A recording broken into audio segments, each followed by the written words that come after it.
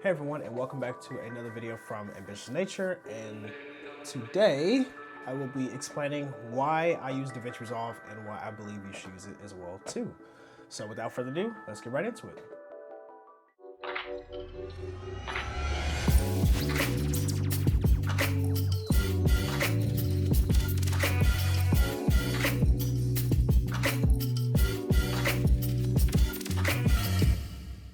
So, as you may know, DaVinci Resolve is relatively new, and the reason why I say that is because they've actually been using it inside of film production for a very long time. I believe it's been around for about 30 or so years almost, or somewhere around that time length. Like it's always been here, but as a color corrector. But obviously now they have the video side, which is a 90-day difference, and even with the free option, which again, free is better than what Sony in Vegas used to be. It's better than, in my opinion, how Adobe and some of the other ones are in terms of ease of use. I made the switch over because this was a massive difference, and I will explain why. So when it comes to DaVinci in general, just from the bottom of the page right here, it's incredible that it's to me the only software that walks you through from start to finish. And what I mean by that is you have your media page, which you can drag and drop your files into. If you go into cut, this is more for like your laptops and everything. I don't use this because I just hate the way this looks, and I went from Vegas, then Adobe, and so, you know, I love the other side of that, which is edit. This to me looks like Adobe Premiere, so this made it easy for me to jump ship. But again, you go from your media to basically a cut or edit page. Does the same thing, just different ways. Final Cut Pro or iMovie, you may actually love this timeline. I think this looks the closest to you if you're in the Apple world. But if you're on a Windows machine or Adobe, this is your world. This is what we love. Then you have your animation side of it, which is pretty incredible. I don't have any animations on this in particular, but you very well could. Maybe I'll throw a clip of some animations that I have created in the past, but that's what this folder is for. So instead of Adobe Premiere having to, with Adobe, you had to export your video out into After Effects and then render the effects and import it back into Premiere. This eliminates all of that. Or if you're inside, I don't know if you can do animation in Final Cut. Correct me if I'm wrong, but you kind of get the picture. It's an all-in-one software. There's no export, move this from here. You're just going through the whole timeline. So after you get done editing, your After Effects is in what's called the Fusion tab. And so you can go in here, you can play around with glow effects, everything like that, really quick and easy. Then you can go into your color tab. So let me actually go back. Let me pick a timeline that is not graded. That way you can see. But you have your color tab that's inside of here. So if I wanted to, I can play around with colors, hues. I can bring down saturation. I can brighten this up a little bit. You're kind of seeing a sneak peek of some color editing, I guess. But you kind of get the picture. You can do everything inside of your color tab. And so this is after you get done editing. From my experience, you want to use color correction after the fact. When you start going into 10-bit log, 12-bit raw, like all these different codecs, color takes up so much bandwidth of your RAM. I have a 64 gig RAM computer, and I still find myself struggling at times, not just with the SSD and you know, it's terrible sometimes when you add in color. So do all your editing effects first. Well, first, obviously, porting your media. Do the edits. You can do animations, then add color, because it is that, if you get onto the scale that I'm doing for color correction, there's a lot of people that are going like even deeper in some cases.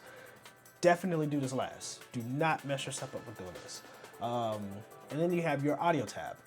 This tab is very easy. You can add inside, I don't know what audio I have on here. Let me do a solo. You can hear what it sounds like with just the music. Let me go into this right here. I'm just gonna add in reverb. I really don't care what it sounds like, but I'll show you the difference. And then without reverb. So you kind of get the picture. You can add in all kinds of, you know, audio files, wave files. Do I know what all this stuff does? Absolutely not. So I'm still learning myself as always, but I'm here to kind of show you and walk you through the process. But you get the picture. You can add in anything. You can port in external plugins. This gets deeper to like what I used to use, which is Sony Acid, Mixcraft. You have GarageBand, Logic Pro. This is basically your audio-centric world. I want to keep this video short, but basically go here if you're doing audio. This makes it a night and day difference.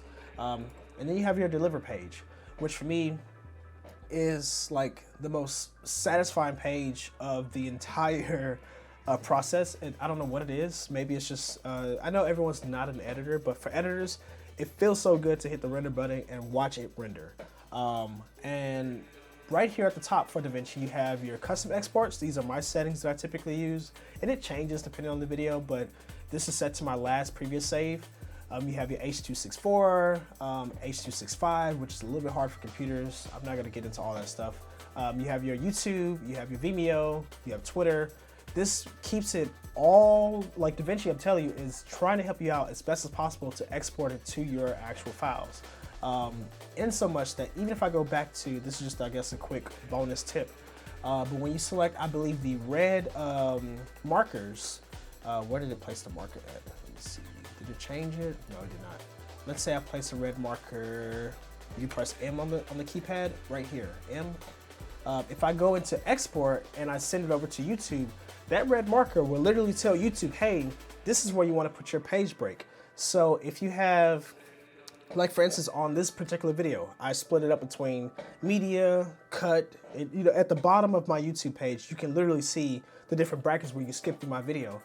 You can import, or I guess you can add in the right codes, so to speak, so that YouTube knows, hey, this is your marker for this is your marker for that. And all you do is just type in the name.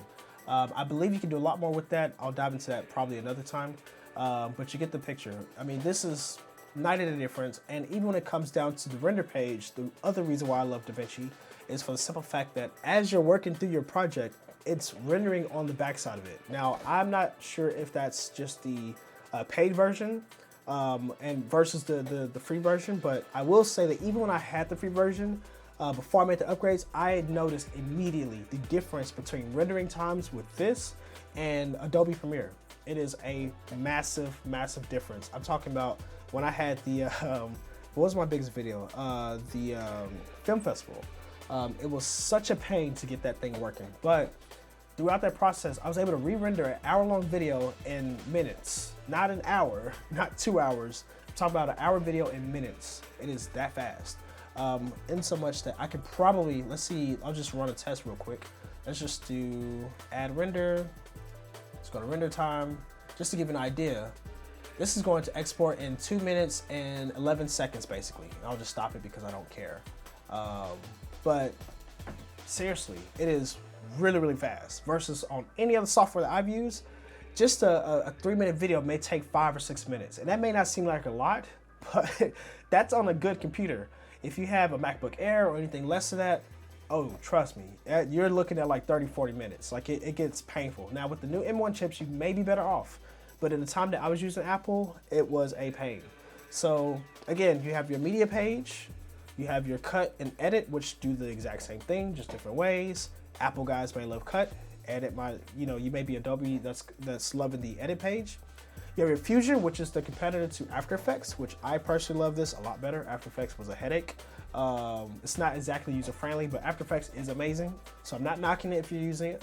And then you have your color page, which I have my presets set to it automatically.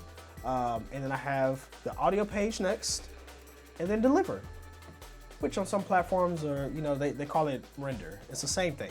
But it has a rocket ship. Look for the rocket ship. That means you're good to go and you're taking off, sending videos to different places online, offline, making money, yada, yada, yada.